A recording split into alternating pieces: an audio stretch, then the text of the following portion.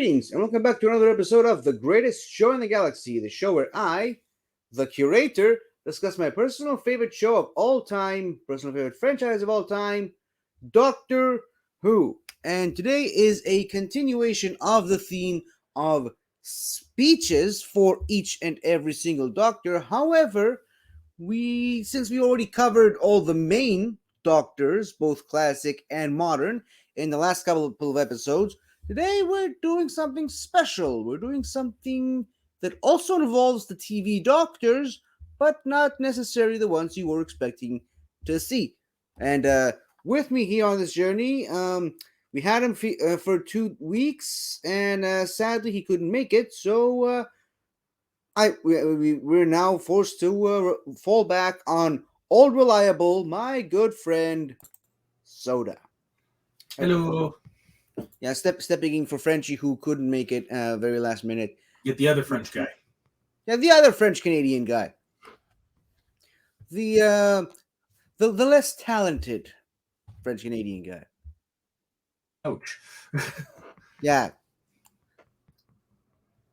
The guy that doesn't like the monk. Let's put it that way. Now, the what? Oh, as per usual, we have ourselves. Yeah, that's where I was aiming for.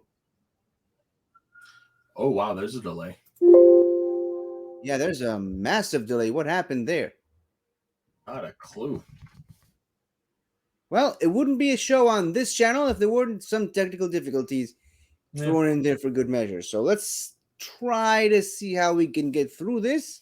Starting, of course, with the birthday section, as we do every week. We had a couple of interesting ones over the last couple of weeks with Frenchie. Now, we are counting down from the 13th of June all the way to the 19th.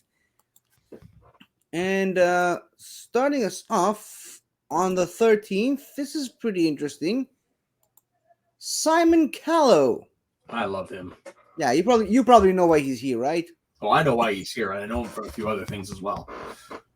Yeah, I mean, obviously he played Charles Dickens and reprised the role. Played Charles Dickens in The Unquiet Dead and reprised the role for The Wedding of River Song. But here's something interesting that I've learned today. He also has another Doctor Who credit, or rather credit in the world of Doctor Who. Ooh. Yeah, he played Tree Blathereen. Okay. The Blathereen from the Sarah Jane Adventures episode, The Gift. I don't know if you know this, but the Blathereen are basically just distant cousins of the Slitheen. So he basically played a sort of Slitheen. When you went, I don't know if you know this. I was like, it's probably related to something. And the first one that popped in my head was Slitheen because of the similarities in the name. But I know Simon Callow. The first time I became aware of who Simon Callow was, he played one of the proprietors of the Opera House in the film adaptation of Andrew Lloyd Webber's Phantom of the Opera. That's the first time I ever became aware of who he was. Same with Kieran Hines. Is it Kieran Hines or Ciaran Hines? I've always heard it as Kieran. Really? I thought it was Ciaran. Anyways, on the... hold on. I got my dates a little bit wrong here. But on the 14th, sadly, no image for this guy, no picture for this guy, but it's someone by the name of Martin Johnson. He was a designer on The Tomb of the Cybermen. He also designed sounds for several Big Finish episodes, as well as the music for a lot of Big Finish stuff, especially from the early days. And this is the part where I thought was really interesting. He's credited as an aviation consultant on the episode Spyfall, the 13th Doctor episode. Interesting.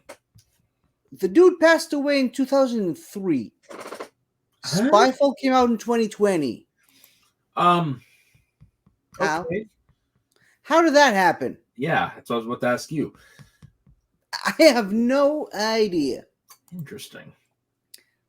Now, on the 14th, we have Julia Joyce. I think you can recognize her from the picture, right? Kind of. Same season as this guy. Oh. Yeah, she played young Rose Tyler in the episode Father's Day. Oh shit. Okay. But here's another interesting thing that I found out while putting this list together. She also played one of Capaldi's daughters in the Torchwood 5-part Children of Earth storyline. Yeah, so Nice. it's just interesting. Kind of, sort of keeping it in the family, Yeah. figuratively and literally. Hmm. Now, on the 15th, we have Miss Michelle. Oh, hold on. This is going to be tough. Michelle Greenidge. Sorry, Greenidge, who looks like this. Now, she is credited on Shooty Gatwa's first season, and I believe, yeah, episode 1. We don't know who she's playing yet, but I still think it's important to bring up that we got actors already cast for Shooty I Gatwa's don't first. know why, but I'm like, the Doctor's mother. Wouldn't that be something? This is the one where we meet his mom. Well, clearly someone needs to go watch the rest of the Jodie Whittaker era. Just saying, because we kind of do meet the Doctor's mother in a way, but no, some people are speculating. Sorry, that she could be the adoptive mother of Ruby Sunday, the new companion character. Maybe. But these are all speculations at this point. Now, on the 16th, we have yet another Simon. We have Simon Williams, seen in this picture. He played Captain Gilmore in Remembrance of the Daleks. He also has a couple of other Big Finish roles along the way, but he then reprised the role as Group Captain Gilmore in the Big Finish series Countermeasures, as well as appearing on various different Big Finish episodes as that character whenever that character is relevant. Basically, it's like the Countermeasures team is sort of like Unit / Torchwood, but from the 60s. That's the best way I can describe it. Like, they're a team of specialists that regularly team up with the Doctor, but they have their own separate adventures from time to time. On the 16th, Carol Ann Ford, obviously playing first ever companion Susan Foreman, the Doctor's granddaughter. I don't really think we need to explain who she is. I mean, she's Susan. No. She's the first. Now, on the 17th, this is, I think, going to be very interesting. We have Beryl Reid. That's an old name. What? That's an old name. Yeah, are you familiar with Beryl Reid? She's a very, very famous actress of the 60s, 70s, and 80s. Can't say I am. And she's a very notable actress. She only appeared in one Doctor Who episode, Earthshock, the episode where Adric dies. She played a character called Briggs. But here's the interesting bit. In the Doctor Who universe, there is a character known as Iris Wildthyme, which is an extremely obscure time lady character that goes around the universe basically doing what the Doctor does, but weirder in every possible conceivable way. Okay. And it's kind of a part of her character that every time she regenerates into a famous, notable actress. Beryl Reid being one of them. Oh, wow. And Jane Fonda? Jane Fonda, Shirley Bassey, Edith Sitwell, and of course, Katie Manning, who also played Jo Grant in the Doctor Who universe, and she's also playing Iris Wildthyme as Katie Manning, the Katie Manning one. It's, like I said, it's an extremely obscure, fourth wall breaking character. She's like the Gwenpool of Doctor Who.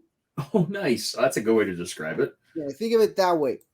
Now, finally on the 17th, we have two people that I think you're very, very familiar with. First off, Arthur Darvill. Rory Pond, one of our favorite companions. And here's something interesting. Born literally on the exact same day, several years apart from him, Jodie Whittaker, the 13th Doctor. It was her birthday recently. Yeah, I did not know that they were born on the same day. That's That's pretty very interesting. funny. So, for the wonderful, lovely list of people we had today, thank you all. We quite literally could not do this without you. Mm-hmm. Now, Sora, since you don't watch the show, uh, what we've been doing here for the last couple of episodes is basically we've been talking about the famous Doctor speeches. I carefully selected one per Doctor. Uh, I was so, gonna say good because you'd have been there a long time. what? I said good because you'd have been there a long time A long time for what? if you had not gone with just one speech per doctor. Oh yeah, yeah, yeah. I mean, some of these have been pretty long. The full disclosure for the 12th Doctor's speech, I went with his speech from the Zygon two-parter. You remember that? The anti-war speech? Yes, yes, the one I've seen memed a lot. Yeah. Now, not gonna lie, that speech literally covers 5 pages of the War document that I've used. Wow. Now, partially it's because it's also having a conversation with the Zygon leader and Kate Stewart. But I mean, 5 pages. Picture that. That was a very long and extensive speech. I can Right imagine. there. What did you do for 11 and 10? Well, for 10, obviously, I used the so much more. Yep. And for 11, I just used the Rings of Akaten speech. Oh, okay, cool. But now that we've done all the main doctors, 1 to 7, and then 9 to 13, we got to go back and look at some other doctors that didn't necessarily get that much time in the spotlight as doctors, but they are very, very memorable nonetheless. And of course, I think it's kind of a pointless question, but who do you think we're going to start with? I War Doctor. Very, very, very close. It's the 8th Doctor. Oh, well, wasn't too far off. Yeah, like I said, very, very close. And of course, this character has been expanded upon in so many forms of media, but on the on-screen side of things, he didn't really get that much screen time until, of course, Night of the Doctor and, of course, The Power of the Doctor, where he finally made his on-screen return both times. Curiously, almost 10 years apart from one another, without barely aging a bit, because, I mean, he's the Doctor. But the one I chose for this episode is as seen in this picture right here, his final moment as the 8th Doctor, where he takes the goblet of lemonade and drinks it and just regenerates into the War Doctor. Yeah. So, what? It's a good short. It's a very, very good short. I wish they did more with the 8th Doctor. I mean, even if it's just in short form, like the mini episodes that they used to do, like there's so much that they could have done with the 8th Doctor. But yeah, here is the speech itself. Right after he's asked by the Mother Superior Ohila, which version of him would he like to regenerate into? He says, "Warrior. I don't suppose there's any need for a doctor anymore. Make me a warrior now." And after she gives him the goblet, saying that she took the liberty of preparing this one herself, he yells, "Get out! Get out! All of you! Will it hurt? Yes. Good. Charlie, Karis, Lucy, Thames, and Molly, friends, companions I've known, I salute you. And Cass, I apologize. Physician, heal thyself." And then he drinks the lemonade and regenerates into the War Doctor. Of course. Oh, why? But I thought it was longer. Yeah, I thought it was longer too. I don't know why. I'm actually kind of surprised it's that short. But what did you think of this speech? How did it affect you? It's all right. I mean, it's nice to hear him rattle off the names of his previous companions, even though me, I'm not familiar with any of them. I don't know. It's okay.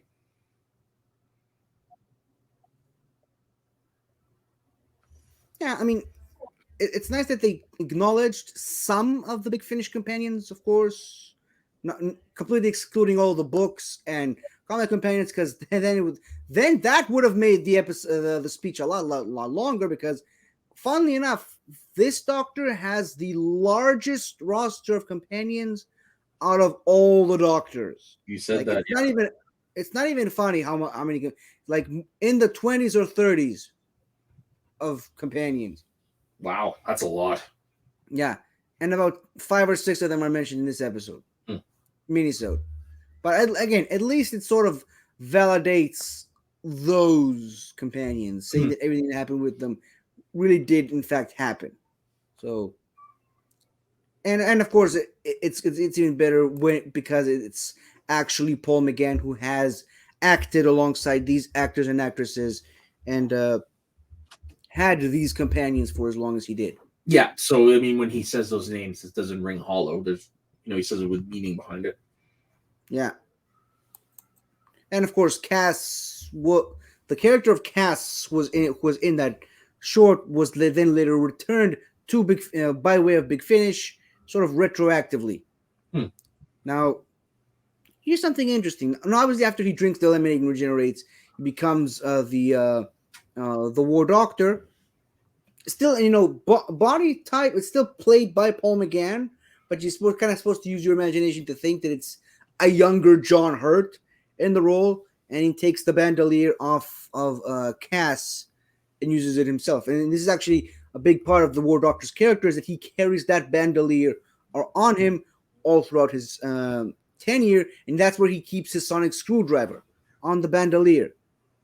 Now, let me ask you this: he got the band. Where did the War Doctor get that bandolier from? You just said he got it from Cass. Yeah, and where did she get it from? From the Eighth Doctor. Close. The 13th Doctor gave it to her. Oh shit! Yeah, because Stephen Moffat loves messing with the Doctor Who canon. Now, Hey man, you know who else does? Barry Allen. Yeah. Barry Allen doesn't mess with the Doctor Who canon. No, but he messes with the timeline. True. Wibbly wobbly, timey wimey. Can you tell we both seen The Flash this weekend? Oh, totally. But even that, he can include the TV show in that too. Yeah, I suppose it's true. Now, we've talked about him long enough. I think it's time to talk about the legend himself, the late great John Hurt, as the War Doctor. Now, obviously, this whole character was conceived primarily because Chris Eccleston refused to return to the role of the Doctor for the 50th anniversary special, so the creative team had to get creative. Mm-hmm. See what I did there? I do, yes. And so they crafted the character of the War Doctor, a sort of in between incarnation between the 8th and 9th Doctor, and this was the Doctor that fought in the Time War. The 8th Doctor is the incarnation that tried to avoid the Time War as much as possible. The 9th Doctor is the incarnation that survived the Time War. The War Doctor is actively, physically battling in the Time War and doing all the things that the Doctor never should do, including destroying all of Gallifrey with the moment. Or so and this, what? Or so he thinks. So he thought for a while, or rather, he did do it, and then he didn't, because wibbly wobbly, timey wimey. Yeah. And this is exactly the, no pun intended, the moment we're here to talk about is his speech after stealing the moment from the Omega Arsenal on Gallifrey. This is actually another surprisingly short one. Another one I didn't expect to be this short, but it's him carrying the bag containing the moment away from the TARDIS into the barn that he used to run away to when he was a child back on Gallifrey in the House of Longborough. And he says, weirdly enough, to no particular person who can hear, but he basically just says, "Time Lords of Gallifrey, Daleks of Skaro, I serve notice on you all. Too long I've stayed my hand. No more." Today, you leave me no choice. Today, this war will end. No more. No more. Yeah, kind of cracked right at the end there, if you hadn't noticed. But what's so funny? The voice crack. Well, gee, thanks. As if it wasn't annoying enough for me. Oh man, when you were saying that, I just closed my eyes and I was picturing it, man. This that moment you could. This I'm so glad they cast an actor like John Hurt in this role, because to be able to play the weight of what this War Doctor is about to do, you need to get a world class actor, and you got none other than John Hurt. And oh my lord, Yeah. And funnily enough, John Hurt, very famously, not a Doctor Who fan. mm-hmm. Yeah. I don't even think he's a big sci-fi fan, despite some of the other franchises he's most associated with. But yeah, the only reason he took the role, do you know what the only reason is? Probably a grandchild. Not too far off. His wife told him, you have to do it. It's the 50th anniversary of Doctor Who. They offered you, you got to do it. Yeah, it's a big deal. It makes sense. Now, again, very famously, not a Doctor Who fan, but he still took the role because his wife managed to convince him that that was the right and proper thing to do. And of course, he did come back a lot on Big Finish and reprised the role on Big Finish. Very notably, had a wonderful time doing so, despite still not being a fan of the property that he's acting in. And you know what? That is the mark of a true legendary actor. Mm-hmm. Is that when you do not give a crap about the material you're supposed to be working with, and yet you still do it to the best of your abilities. Yeah, totally. And even managing to have some fun along the way. Like in one of the boxes that he did as the War Doctor, there's obviously a storyline where he meets the Doctor gets reunited with Leela, a famous companion from the 70s, a famous companion of the Fourth Doctor, and even though John Hurt has no idea who Leela is, no idea what Gallifrey is and what Leela's backstory and what her connection to Gallifrey is, you could not tell that from the performances. Like when him and Louise Jameson are acting opposite one another, you can literally feel that, oh no, these guys have known each other for centuries. Oh, I'm sure he did his research, or somebody had to have told him beforehand. Like this. Yeah, I mean, he's not. I don't think he went in totally blind. Yeah, of course. I mean, obviously someone must have told him about her, but from what I gathered in the behind the scenes stuff, he didn't necessarily do too much research about it. Like, and I think the thing he said most often about those War Doctor box sets is that he loves doing the part because he doesn't have to learn the lines. Like the lines are always right in front of him. He just has to read them as the character. Yeah, I can see that being easy. Yeah, so from that, I kind of gathered he didn't really do much research. He just, he's John Hurt. He can do anything. Yeah. Could have done anything. And obviously, may he rest in peace. Now, speaking of a certain doctor that hopefully will still be with us for many, many years, we got to talk about my namesake, the Curator. Oh, yes. Yeah. What? I was gonna say, like, as people know, I brought a friend to see the special in the theater, and when he came on stage, the pop, it was like watching an Avengers movie. It was like the portal scene. Uh-huh. Yeah. I obviously I didn't get to see it in theaters, so I can only imagine what people must have felt like. Mm-hmm. But seeing him in the episode, despite the fact that he kind of already let slip that he's in the episode already, because he's Tom Baker. Really? But I remember that. Yeah, it was an interview. It wasn't very much publicized, but yeah, he pretty much like, yeah, I'm not supposed to tell you this, but I'm telling you anyway, I'm in the special. Fair. Yeah, so obviously this is technically not the Fourth Doctor, in as much the same way that the new 14th Doctor, played by David Tennant, isn't the exact same Doctor as the 10th Doctor, but it is still basically the same actor, kind of giving a similar, if not identical, performance. Mhm. Now, the role of the curator itself in the grand scope of Doctor Who hasn't really been explored that much on the television side. It has been explored to great effect on Big Finish a lot of the times, but for the most part, he's just a potential future version of the Doctor that likes to revisit some of the old favorite faces of his previous incarnations. Namely, in this instance, the fourth, and on the Big Finish side, the sixth.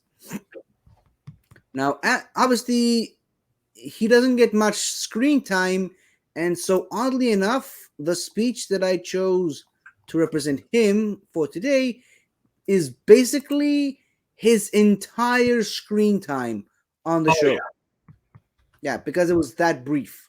Still a memorable moment nonetheless, but still incredibly short. So after Clara leaves and tells him tells the 11th Doctor that the curator was looking for him, the 11th Doctor sits alone, staring at the painting of Gallifrey, saying that he could be a great curator of the museum, and he could retire.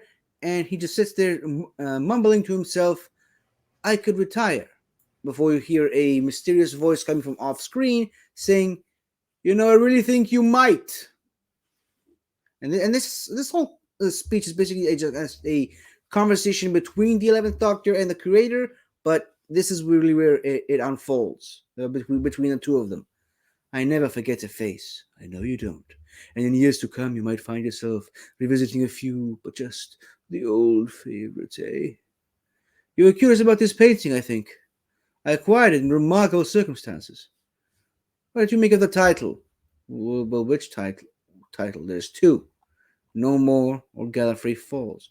"No. You see, that's where everybody's wrong. It's all one title. Gallifrey Falls No More." "No, what you think that means, eh?" "The Gallifrey didn't fall. It worked. It's still out there. I'm only a humble curator. I'm sure I wouldn't know." "Then where is it?" "Where is it indeed?" "Where?" "Lost." "Shh! Perhaps things do get lost, you know. And now you must excuse me. Oh, you have a lot to do." "Do I? Is that what I'm supposed to do now? Go looking for Gallifrey?" "Well, it's entirely up to you. Your choice, eh? I could only tell you what I would do if I were you.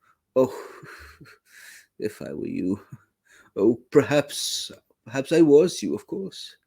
Or perhaps you are me. Congratulations. Thank you very much. Or perhaps it doesn't matter either way. Who knows? Who knows?"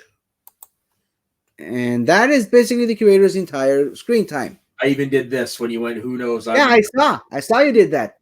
Knows. I love that. I just love that. Tom Baker, man, even after all these years, still has it.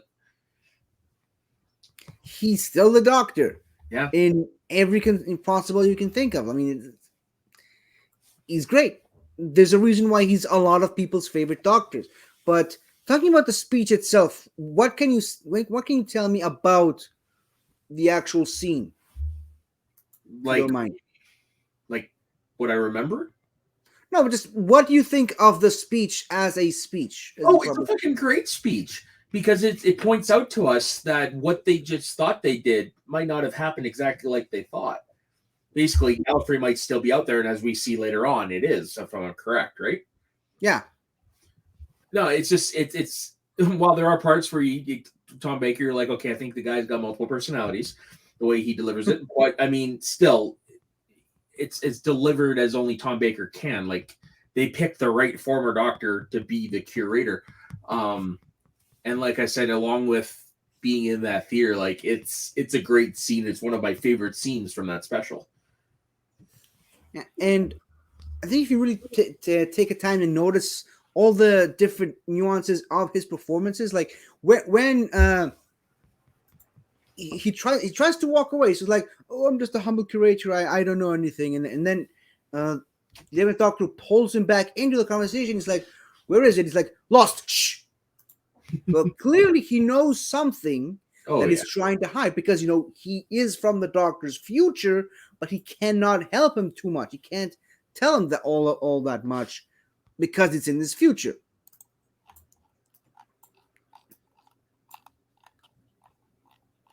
Well, you're a bundle of laughs. Do you know that? Yeah, I know it. Yeah, great conversation. Sorry. Makes me want to go back and watch the special, that's for damn sure. Yeah. Now, at a guess, which Doctor would you say would be next on our list today? Oh shit. Is it in order? It's in order of appearances. Ah, crap. Sort of. Trying to think where that goes after this.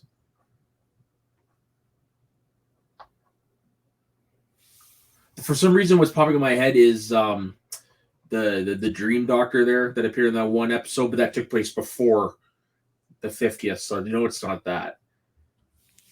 Toby Jones, the Dream Lord? Yeah. I don't know who would be next.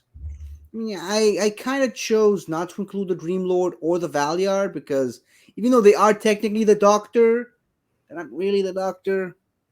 But yeah, it's the first Doctor from Twice Upon a Time, played by David Bradley, of course. Should have known.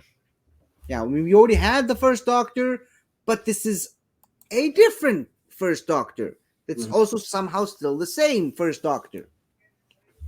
But I think he got a really, really good speech out of him in Twice Upon a Time, when the Testimony Project version of Bill sort of asked him, why did he leave Gallifrey? And more specifically, what was he running towards when he ran away? He basically said, that's a very good question. And then proceeds to explain the precise reason, at least at the time, what the first Doctor, first Doctor written by Stephen Moffat, thought he was the main reason he left Gallifrey. There is good and there is evil. I left Gallifrey to answer a question of my own. By any analysis, evil should always win. Good is not a practical survival strategy.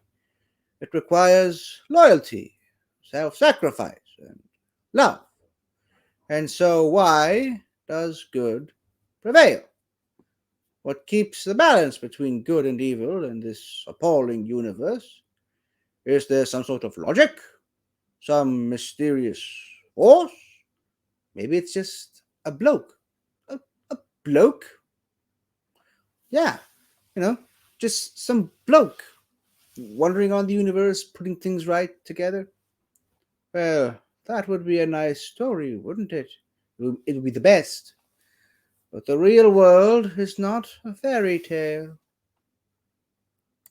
So, what do you think of this speech, not having heard it? David Bradley is such a good actor. Like, shows just how good of an actor he is. Because I can imagine, like, when you're doing these, I can imagine the Doctors doing them, and it's a good speech. And I tried my best to be as close to his voice as possible. Mm-hmm. But you got the right rhythm. I've watched that scene enough times. Not surprised. But have you seen Twice Upon a Time, by the way? Not yet, no. I mean, I think we talked about it during our recap stuff. Like, you got all the way to Capaldi's penultimate, you didn't watch it, and then somehow you continued with the Jodie Whittaker episode. So how did No, I didn't continue with Whittaker. I just went back, like, I just watched the previous finale. When I saw Whittaker's stuff, The first time, like when I did see it, was when it aired. Okay. Yeah, so the Whitaker episodes I've seen, I saw them when they aired at the time. But when we did the recap stuff, you told me you rewatched some of them. You made it all the way to Spyfall, I think. Yeah, I did with Capaldi. I never got it through to Whitaker. Well, shows what I remember.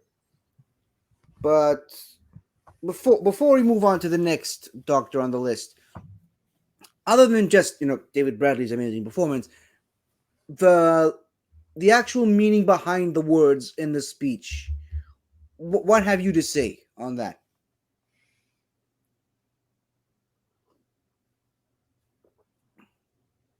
Do you want to hear it again? Yes, please. Well, I wasn't really planning on doing this, but okay. There is good and there is evil. I left Gallifrey to answer a question of my own. By any analysis, evil should always win. Good is not a practical survival strategy. It requires loyalty, self-sacrifice, and love. And so why does good prevail? What keeps the balance between good and evil in this appalling universe? Is there some sort of logic? Some mysterious force? I think it's just a bloke. A bloke? Yeah, some bloke wandering around the universe, putting things right. Well, that would be a nice story, wouldn't it? It would be the best. But the real world is not a fairy tale. Do not ask me to repeat that again. No, I like how he's talking about why heroes do what it is, but he's like, oh, this isn't real. It's a fairy tale. And yet, look who he is. Right? Yeah. Right? Look who he's become. Yeah, he's Space Gandalf. Pretty much. Basically, yeah. Yeah. Yeah, Space Gandalf with a little bit of Dumbledore thrown in. For the eccentricity. And also kind of a Superman. Yeah. So all the great heroes melded into one character. That's why I think it's the best character in all of fiction. Best written character, if for no other reason than for all the different iterations that character has gone through over the years. Mm-hmm. Like, some characters switch writers, like Superman and like the Batmans and the Spider-Mans of the universe. But I mean, how many characters switch that many writers, that many interpretations and incarnations, and yet still somehow stay true to what that character is, no matter how drastic the changes are? I definitely say more than the others, but but the others do the same thing as well. Yeah, but I mean, the others don't literally change as in the same way as the Doctor, right? No, that's fair. No, of course not. And speaking of which, now we're on to arguably the most drastic change of them all, the Fugitive Doctor. I was wondering when she was going to come up. What? I was wondering when she was going to come up.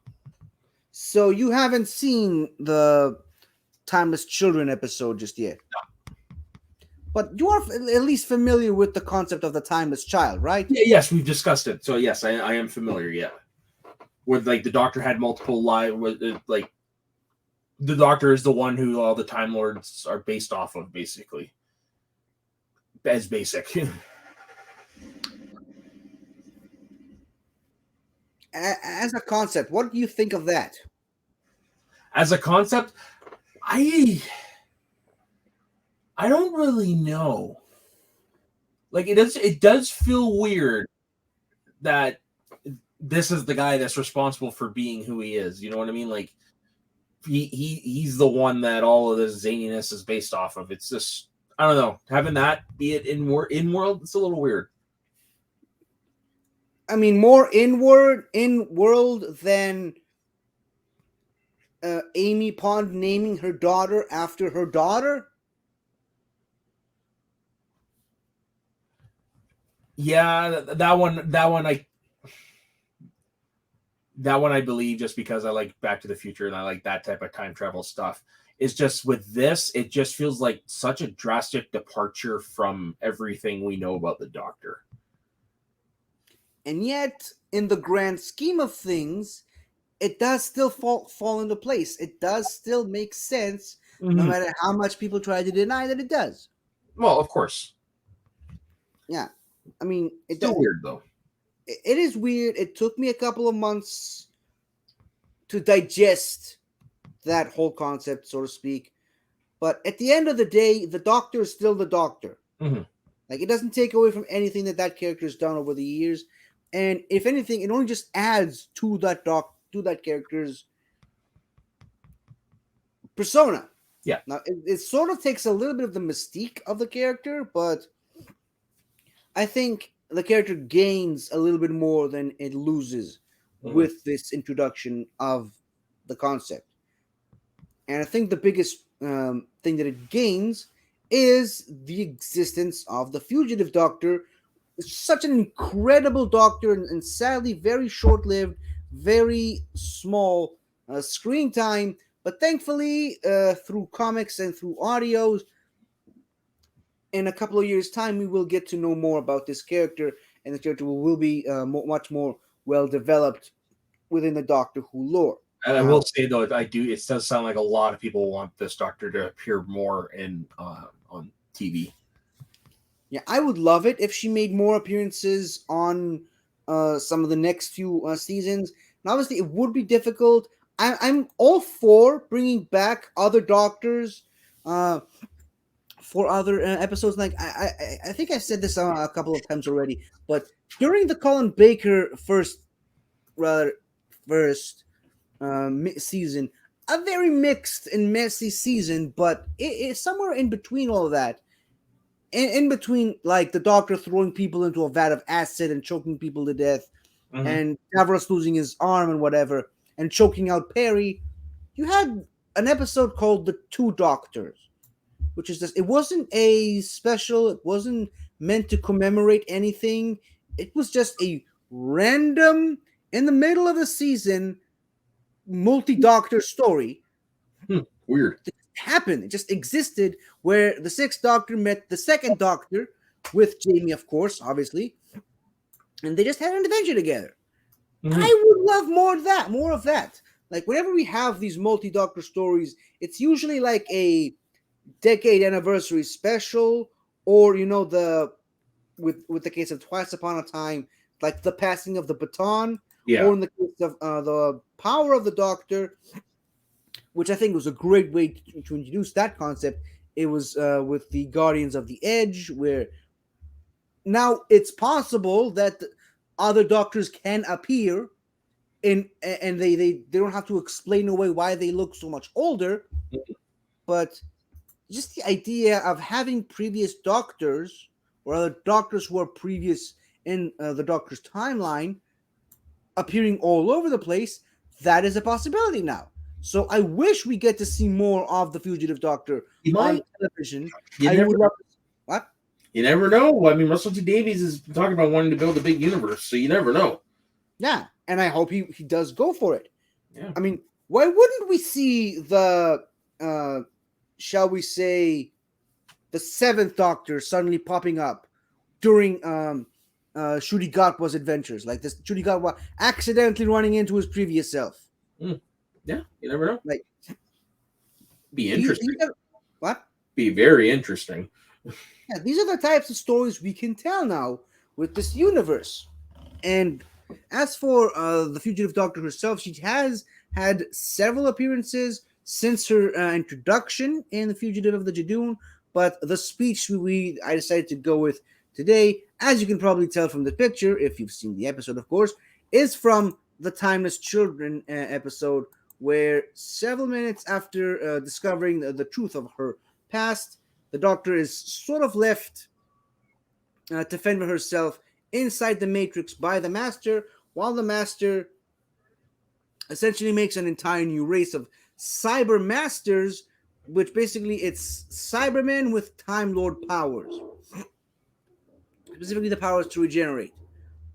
And once again, just like with the Curator, this is basically the entirety almost the entirety of the scene between the 13th Doctor and the Fugitive Doctor inside the Matrix, where after being sort of disoriented after the Master's departure from the Matrix, the 13th Doctor sort of notices someone off screen and says, "Oh, great. What are you doing here?" Which is then obviously revealed to be the Fugitive Doctor and 13th Doctor. And once again, just like with the Curator, it's a conversation between 13th Doctor and the Fugitive Doctor. So here we go. "Are you the Matrix playing more games with me? Don't ask me. I'm as lost as you are in here. Maybe maybe you just summoned me. Where do you fit into all this? Were you me all that time ago? Were all my memories of you erased? Did they force me back into becoming a child? How many more of me are out there? I don't have those answers. But say I did. Would they even help? Of course they would. All this, it means I'm not who I thought I was.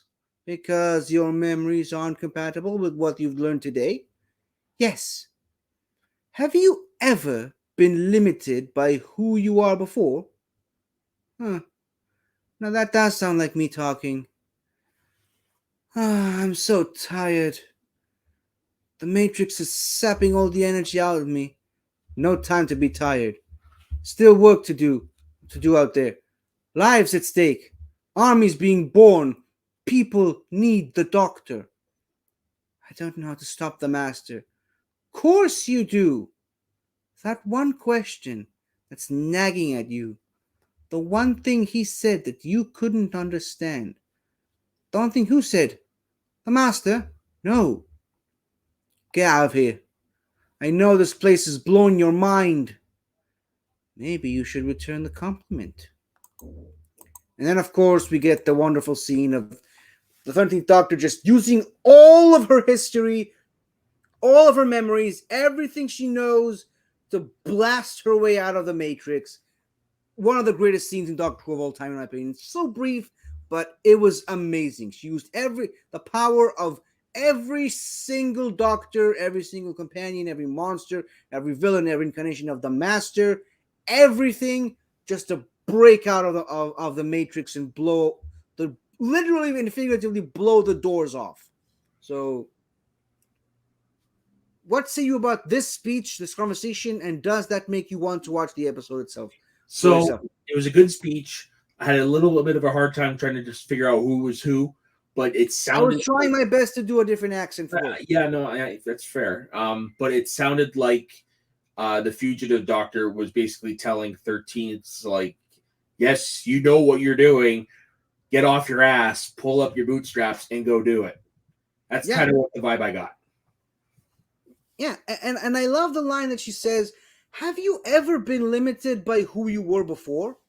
Like that line right there, it proves that it doesn't matter that the Doctor is the timeless child. It's still the Doctor. It's still the same character. It doesn't ruin the concept of the show. I understand that people are still determined to say that it does, but I mean that's just me. That's just people. What are you gonna do?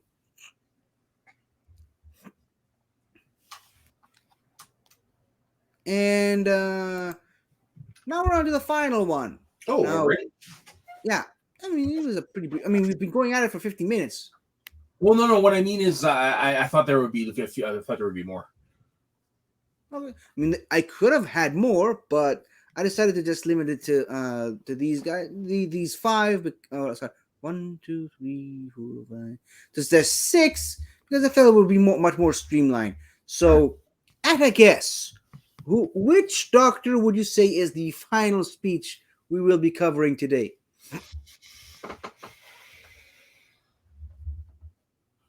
And go crazy, by the way.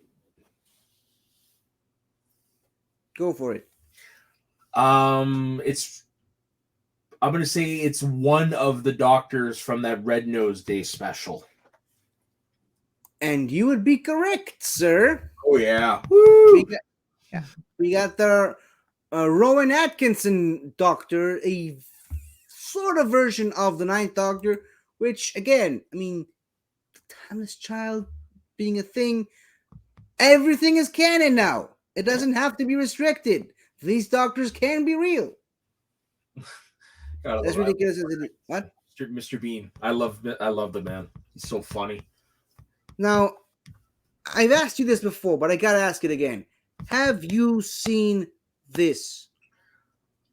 I've seen this particular speech, but it was a long time ago. Yeah, you really need to rewatch that thing. It's so great, and you know what? It pretty much shows you the entirety of the Stephen Moffat era of the show in just 20 minutes. Mm-hmm. Like, it's foreshadowing. Either foreshadowing or he was copying himself when he did what he did. But like beat for beat, anything you can think of that was in the Matt Smith, Peter Capaldi era, it's all in here. Like it's all taken lifted straight from this one special. But after a series of shall we say dick measuring contests between the Doctor and the Master, trying to one-up each other, Emma, the companion for this special, the spoof special, I should say, a spoofle, basically tells the Doctor, stop showing off, you got something to tell the Master, just tell him. And so the Doctor then proceeds with what he originally intended to tell the Master when bringing him to the planet of Tesserus. I recently calculated that I've saved every planet in the known universe a minimum of 27 times. But you know, I have grown weary of all the evil in the cosmos, all the cruelty, all the suffering, all those endless gravel quarries. And so I've decided to retire, settle down, and get married. Yes, without even knowing I was looking, I have found a woman to love. A woman more fascinating than all my travels through time and space. A girl more exciting than an escape up a ventilation shaft. A lover more thrilling than an army of cybernetic slugs. And then, of course, they kiss. Now, I think, no surprise there, Stephen Moffat pulled out all the stops and shoved all the Doctor Who cliches into that one speech. What can you tell us about that? Yeah, it definitely sounds like something. I could definitely see Matt Smith saying this speech because he would say some weird ass things like he did at the end, for sure. Mm-hmm. And I mean, after all, he is the one that got married. I mean, yeah, he is the one that actually did get married, but you know, time travel being what it is, River Song is kind of married to all of them now. So that is true. But I mean, right then and there, you see the setup for the Doctor settling down and getting married. Mm-hmm. And you know what? In a way, this spoof really does foreshadow the entirety of the modern series. At least for the first couple of Doctors. I mean, hell, you literally have the 13th Doctor being a blonde woman by the end of this spoof. Yeah. I mean, the 12th Doctor played by Hugh Grant, the old man with long hair, the 11th Doctor played by Jim Broadbent, or young man in an old man's body. Oh, very shy around girls. The 10th Doctor played by Richard E. Grant, very lovable, sexy fuckboy. Yeah, kind of. That sounds like Tenet. I mean, it's basically the entire modern series compressed into 20 minutes. Jesus. And I'm still shocked he was able to get these actors for the spoof.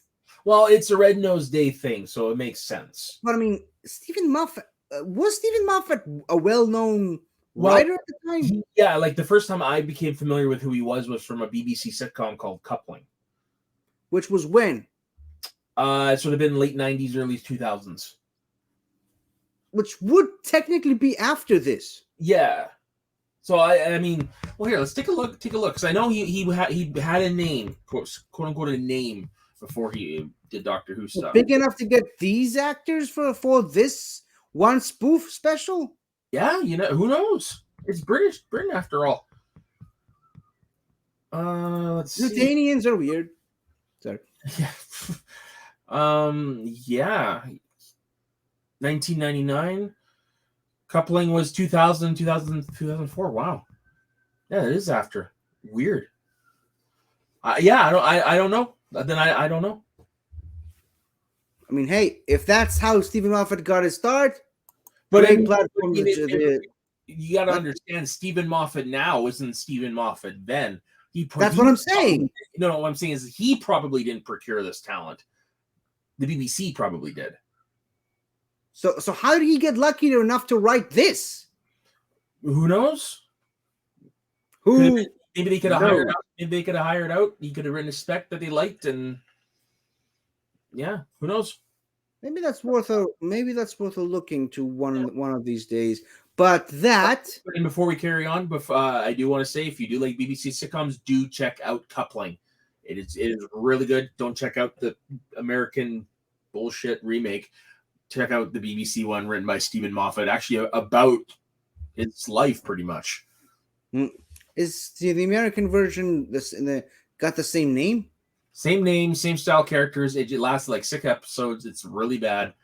And it's got Coupling has Jack Davenport. If you don't know the name, you will know the face. He played Commodore Norrington in the Pirates movies. This is where I first saw. That wasn't that? Oh yeah, Norrington. Sorry, Commodore Norrington. I thought you were talking about the Tom Hollander character. No. That's a different one. That's a different one. I can't remember his name off the top of my head. No, I'm talking the one from the first one. Who's also going after Elizabeth. Yeah, that's the one. Yeah. So, as I started to say, this might be worth looking into how Stephen Moffat actually got lucky enough to write the Curse of Fatal Death for Red Nose Day, but that is a story for another time. So, thank you so much for joining in practically last minute for this episode. Where can the good people of the Interwebs find you? Normally sitting in my apartment having no life, but no, you can find me at soda_the_saxman on Instagram and Twitter. You can find me on this channel on YouTube doing my usual stuff with 15. You can find me over on the Sodega Network doing some wrestling stuff over there as well. Cool. And as for me, you can find me talking even more Doctor Who on my YouTube channel, 50 Shades of Geek, where I do weekly reviews of every single Doctor Who episode from 1963 all the way to 2022. And I recently started the Patrick Troughton era, so go ahead and check that one out. And also every Thursday with this wonderful gentleman right here on Fun with Flags. And also you can check out all these wonderful, wonderful channels in this big wide, expanded Bandverse, multiverse, I should say. We've got Something to Talk About, Galaxy Geeks, Multiverse of Geekdom, Movie Lovers Unite, The Midnight Cinema, A-Town Reviews, and in the front row, even though she's technically not on this picture just yet, she's really awesome. So you should go ahead and give her some love. So thank you all for watching. And in the words of Missy herself, and subscribe. I think I remember. Hold on. Don't forget to like and subscribe. Much better. Goodbye.